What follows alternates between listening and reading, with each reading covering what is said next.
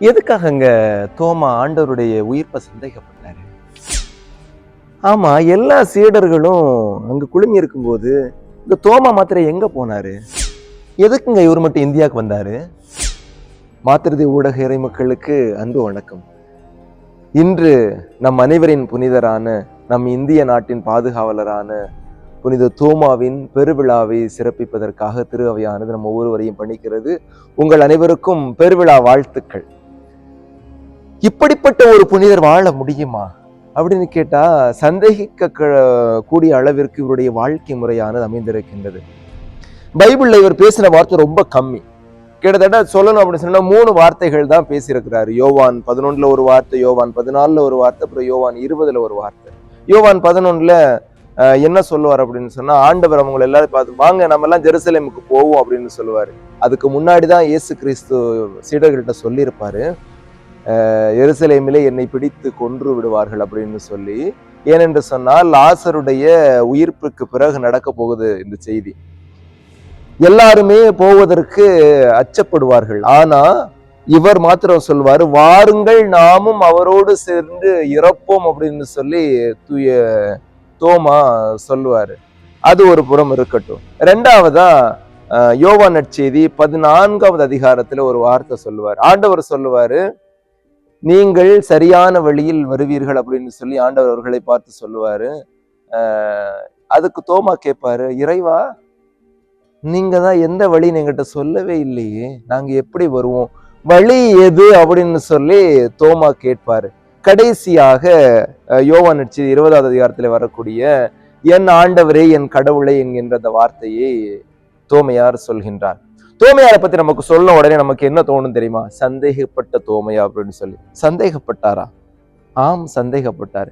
எதற்காக சந்தேகப்பட்டாருன்னு சொல்லி கேட்கிறது இல்ல, எவிடன்ஸ் பேஸ்ட் ஃபெய்த், அதாவது ஆதாரபூர்வமான நம்பிக்கையிலே தோமையார் முழு நம்பிக்கை கொண்டிருந்தார். நான் காண்கிறேன், நான் நம்புகிறேன், நான் இறைவனை என் கண் முன்பாக நான் காண்கிறேன், நான் நம்புகிறேன், நான் என் காதுகளால் கேட்டேன், நான் நம்பினேன் என்று சொல்லி அப்படியே நெஞ்சுறுதியோடு ஆண்டவர் இயேசு கிறிஸ்துவை முழு மனதோடு நம்பினார் என்று சொல்லலாம். அது மட்டும் இல்லைங்க, தைரியம்னா தைரியம், இவ்வளவு பெரிய தைரியம். முதல்ல 2வது ஒரு கொஸ்டின் வந்து விழுந்துச்சு இல்ல, எல்லா சீடர்களும் அங்க இருக்கும்போது தோமா மட்டும் எங்க போனார் அப்படின்னு சொல்லி. எல்லா சீடர்களும் இயேசுடைய மரணத்திற்கு பிற்பாடு அங்கே இருக்கின்றார்கள், அறையிலே குழுமி இருக்கின்றார்கள். தோமா மாத்திரம் எங்க போனார்னு சொன்னா வேற ஒண்ணும் இல்ல, வெளியில போயிட்டு உள்ள ஒரு ஆள் வரணும்ல, காய்கறி பண்டெல்லாம் யார் வாங்கிட்டு வரணும்?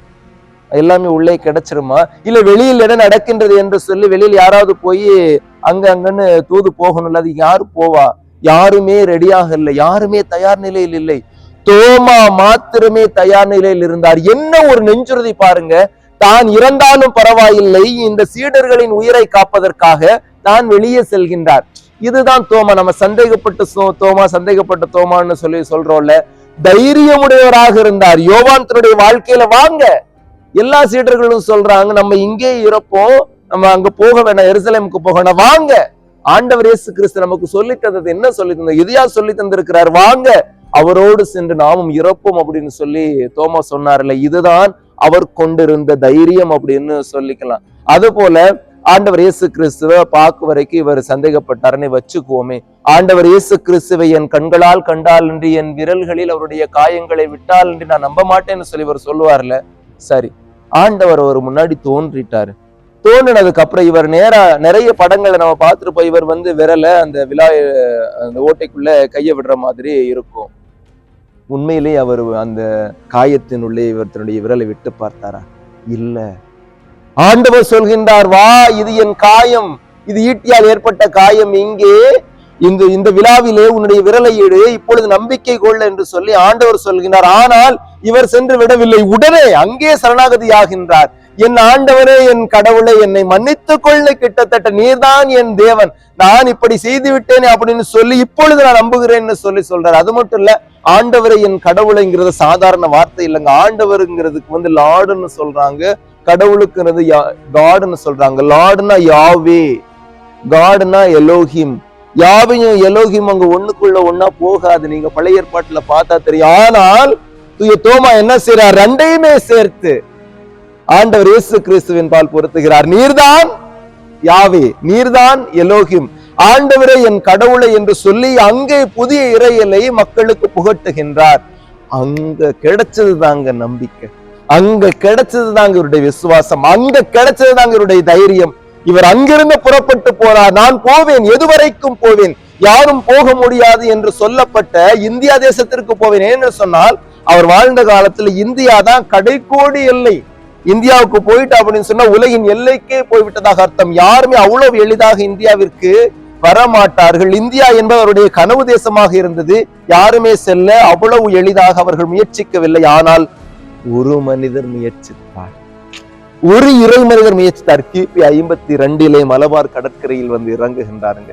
அங்கிருந்து ஆரம்பிக்கிறவருடைய பயணம். அவர் வேற ஒன்னும் சொல்லல, ஆண்டவர் உயிரோடு இருக்கின்றார், அவரை நான் கண்டேன். ஆண்டவர் உயிரோடு இருக்கின்றார், அவரை நான் கண்டேன். இது ஒண்ணுதான் அவருடைய மறைவுரையாக இருந்தது. ஆனா எல்லா பக்கமும் போய் சொன்னார். ஏனென்று சொன்னா, உயிரோடு இருக்கின்ற தேவனை நான் அறிந்திருக்கின்றேன், உயிரோடு இருக்கின்ற தேவனை உங்கள் முன்பாக நான் போதிக்கின்றேன், நான் எடுத்து வந்திருக்கக்கூடிய இறைவன் உயிரோடு இருக்கின்றார் என்று சொல்லி எல்லா மக்களுக்கும் போய் சொன்னார். எல்லாருக்கும் போய் சொன்னார். கலாச்சாரம் தெரியாது, மொழி தெரியாது, மக்களுடைய பண்பாடு தெரியாது, மக்கள் எப்படிப்பட்டவர்கள் என்று தெரியாது, எதுவுமே தெரியாது. ஏனென்று சொன்னால் அவர்கள் வாழ்ந்த காலத்தில் இந்தியாவில் வாழக்கூடியவர் அனைவருமே முரட்டுத்தனமானவர்கள் என்று சொல்லி நம்பியிருந்த காலம். அந்த காலத்துல வந்தாருங்க. வந்து அவரு பாட்டுக்கு ஆண்டவருடைய நட்சியை அறிவித்த வண்ணம் இருந்தார். சுத்தி வந்து இறுதியிலே சொல்லப்படக்கூடிய பரங்கி மலை, இன்று தோமையார் மலை என்று அழைக்கப்படக்கூடிய தோமையார் மலை வரைக்கும் வந்து அவர் நம்முடைய ஆண்டவர் இயேசு கிறிஸ்துவினுடைய நற்செய்தியை சென்று சேர்க்கின்றார். நிறைய பேர் நம்புனாங்க, சிற்பல பேர் என்ன பண்ணாங்க அப்படின்னு சொன்னா நம்பவில்லை, இவரை எதிர்த்தார்கள்.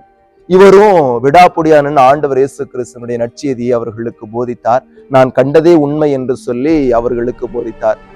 ஒரு நாள் தோமையார் மலையில இவர் எப்படியோ அங்க இங்கன்னு போய் கடைசியில தோமையார் மலை வரைக்கும் இவர் ஓடி வந்துட்டார். அவரிடம் தப்பித்து தோமையார் மலையிலே இவர் முழந்தாள் படியிட்டு இறைவனிடம் வேண்டிக் கொண்டிருக்கின்றார்.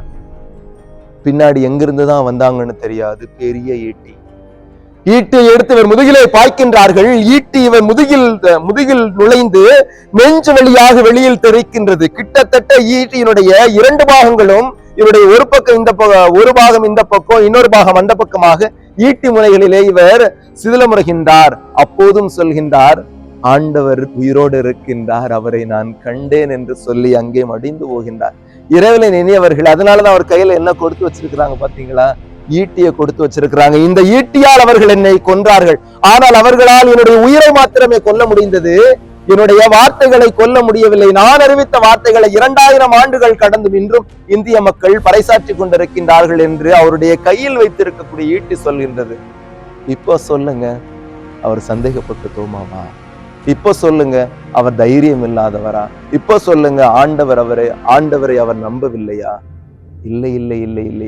இவரை போல ஒரு தைரியசாலி, இவரை போல ஆதாரத்தை கண்டு நம்பக்கூடிய ஒருவர், இவரை போல ஆண்டவரை சென்று பறைசாற்றக்கூடிய ஒருவரை இந்த உலகத்தில் இனிமேலும் மக்கள் பிறப்பார்களா என்று கேட்டால் தெரியவில்லை. அந்த அளவிற்கு ஆண்டவருக்காக கடைசி வரைக்குமே, தன்னுடைய இறுதி மூச்சு வரைக்குமே இவர் ஆண்டவருடைய நற்செய்தியை பறைசாற்றி சென்று கொண்டிருக்கின்றார். இவருடைய பெருவிழாவை கொண்டாடுகின்ற இந்த நாளில் நாமும் இந்த நெஞ்சிலும் கொண்டிருக்க வேண்டும், நாமும் இதே தைரியத்தை கொண்டிருக்க வேண்டும். ஆண்டவரின் பால் பெருத்த நம்பிக்கையோடு, ஆண்டவரின் பால் மிக பெருத்த விசுவாசத்தோடு இருக்கின்ற நாம் அனைவரும் ஆண்டவர் கொண்டிருந்த அதே பெரும் தைரியத்தை நாமும் கொண்டிருக்க வேண்டியாய் உங்கள் அனைவரையும் நான் அழைக்கின்றேன். எல்லோருக்கும் பெருநாள் வாழ்த்துக்களை மீண்டும் ஒரு முறையாக தெரிவித்துக் கொள்கின்றேன். நன்றி.